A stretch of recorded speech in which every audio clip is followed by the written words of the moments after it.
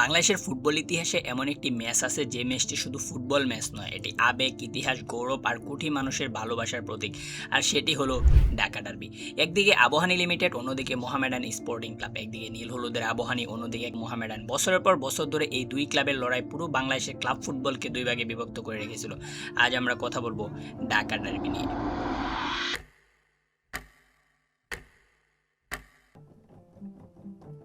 Mohammedan sporting club প্রতিষ্ঠিত হয় 1936 সালে। ব্রিটিশ আমলে প্রতিষ্ঠিত হওয়া এই ক্লাবটির কালো সাদার যে আইকনিক জার্সিটা আছে, ওই জার্সিটা তখনকার ফুটবল প্রেমীদের হৃদয় জয় করে ফেলে।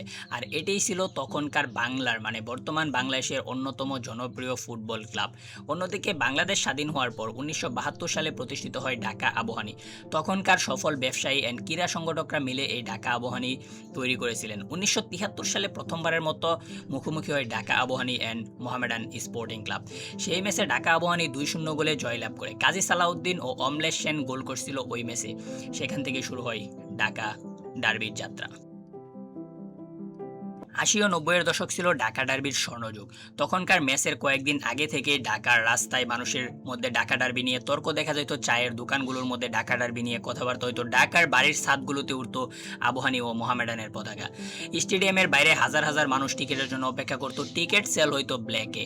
কাজী সালাউদ্দিন, শেখ আসলাম, মোমেন মুন্না, নান্নু, কাইসার হামিদ এমন অসংখ্য কিংবদন্তি ফুটবলাররা এই ডার্বিকে অন্য উচ্চতায় নিয়ে গিয়েছিল তখন। 1983, 1984, 1985 সালে আবাহনী টানা 3টি লিগ জিতে।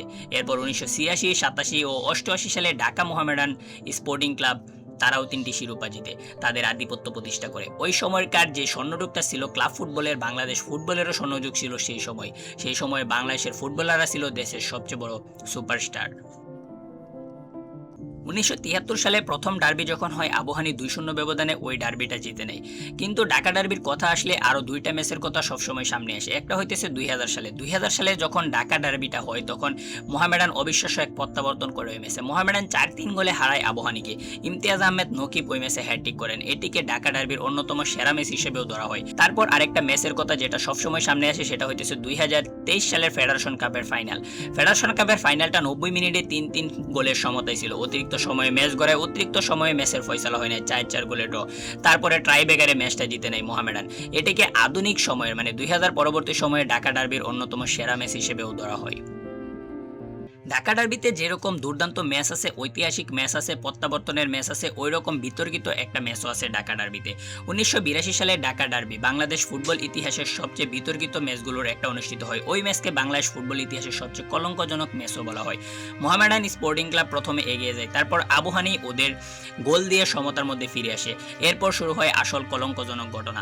গ্যালারি থেকে বিশৃঙ্খলা সৃষ্টি হয়, তারপর দর্শক মাঠে নেমে আসে, মারামারি শুরু হয়, দস্তাদস্তি শুরু হয়ে যায়। এই ঘটনাকে বাংলাদেশ ফুটবল ইতিহাসের ব্ল্যাক সেপ্টেম্বর হিসেবে ধরা হয়। এটাই ঢাকা ডার্বির ইতিহাসের সবচেয়ে কলঙ্কজনক ডার্বি, 1982 সালের ঢাকা ডার্বি। একসময় যে ঢাকা ডার্বি ছিল বাংলাদেশ ক্লাব ফুটবলের সবচেয়ে বড় ম্যাচ, বাংলাদেশের ক্লাব ফুটবলের সবচেয়ে উত্তেজনাপূর্ণ ম্যাচ। সময়ের সাথে সাথে সেই ঢাকা ডার্বি তার গৌরব হারিয়ে ফেলেছে। বর্তমান জেনারেশনের অনেকে হয়তো বা ঢাকা ডার্বি সম্পর্কে জানেই না, ইউরোপিয়ান ক্লাব ফুটবল সম্পর্কে জানা সত্ত্বেও। এর জন্য আমাদের বর্তমান জেনারেশনের কোনো দোষ নাই। এর জন্য দোষ হইতেছে বাংলাদেশের ফুটবল ফেডারেশন অ্যান্ড বাংলাদেশের ক্লাব কর্তৃপক্ষদের। ওরা বাংলাদেশের ফুটবলের অবকাঠামোগত উন্নয়ন করতে পারে না, এই জন্য বাংলাদেশের ক্লাব ফুটবল থেকে দর্শক আস্তে আস্তে মুখ ফিরিয়ে নিয়েছে। তো কেন ঢাকা ডার্বি হারিয়ে গেছে, কেন বাংলাদেশের ক্লাব ফুটবলের বেহাল দশা, এইসব নিয়ে আমি আরেকটা ভিডিও বানাবো। আজকে এই পর্যন্তই ছিল। Bye bye. হয়তোবা ঢাকা ডার্বি একদিন ফিরবে আগের মতো গৌরবময় ইতিহাস নিয়ে, সেই দিনের অপেক্ষায় রইলাম।